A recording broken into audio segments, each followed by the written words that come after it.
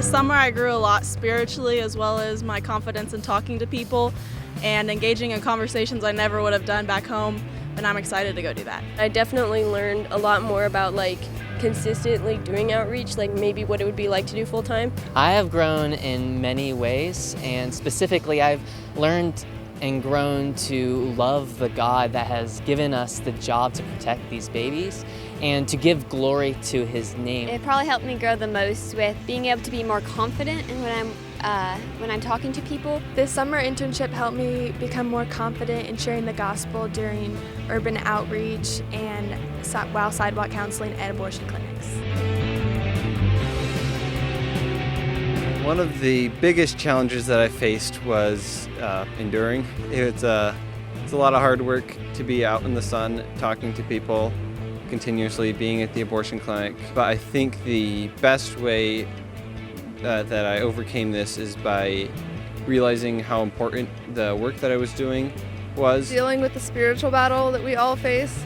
This work is really hard, and we know we're doing good when the devil is so clearly against us. One challenge I faced this summer was just remembering to die to myself and realizing that none of this was about myself. And I just overcame that by just basically just giving my day to God every single day and just asking Him to help me.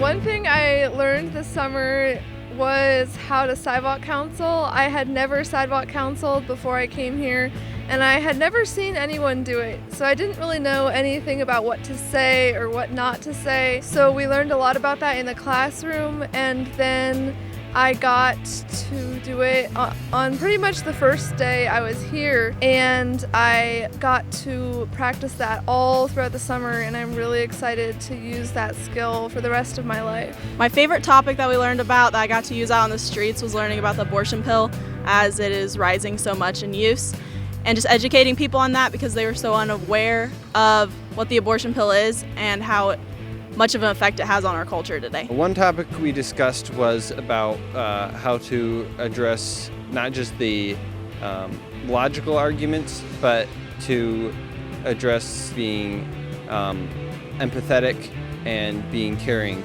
in our apologetics, and we learned that in the class. The next day after I learned that, I talked to a lady actually who came up to me, and she's yelling a little bit. She's like, What about rape? So I said, I'm really sorry if that's happened to someone you know, because I would never wish that on anyone. She calmed down a little bit, and then she told me that her friend had been raped, and then 2 years after her friend had been raped, she herself had been raped. And she had had an abortion. I shared the gospel with her, and I talked to her about, was able to talk to her, asking her, how are you dealing with it? She did open up and soften up more in the conversation. At the end of the conversation, she did say, I'm really glad you guys are out here having compassion on people, because maybe someone in my situation wouldn't have gone through with the abortion if they had adopted me.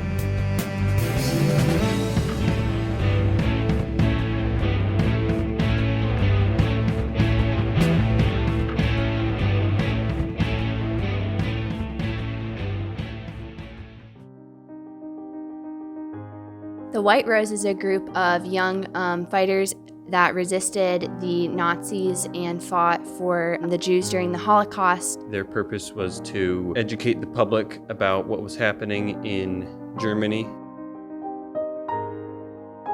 They put out leaflets, spread them around in all sorts of different areas to raise awareness and try to get other people to join them in resisting Hitler. To bring about awareness to all the innocent people who are being killed through the Holocaust. The White Rose was super inspiring for me because it shows that we can fight back against the prevailing political tide. One of the quotes that we read in one of the leaflets this summer talked about whether or not you hesitate and calculate, and if you ask yourself if someone else could fight in your place.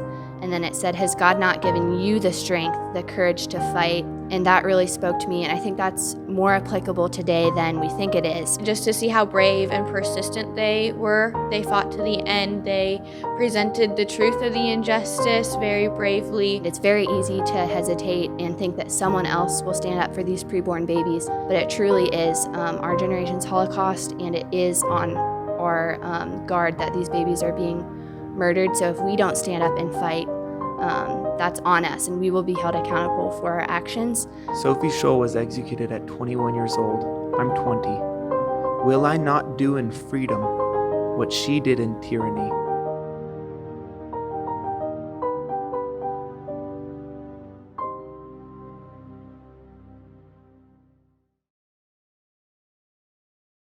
Well, I am going to continue this work full time. I'm going to do the gap year internship with Created Equal, which I'm really excited about. So I'll be coming back here in September. I'm going back to college, and I'm going to help ignite the group that we have there that has about 2 people right now, and help establish a pro-life group on campus that we haven't really had before, so that when I leave college in 2 years, they'll be able to stay there and know how to defend what they believe. I want to go back home and take a team to the Kettering clinic that's near us. I am excited to say that I will be leading a pro-life club and hopefully equipping students and giving them a passion for things that people don't normally do, and so that they will learn how to defend the preborn. I'm going to finish high school, and hopefully I'll be doing the gap year next year. I'm doing the gap year this next 9 months, and I'm super excited to see what happens after that.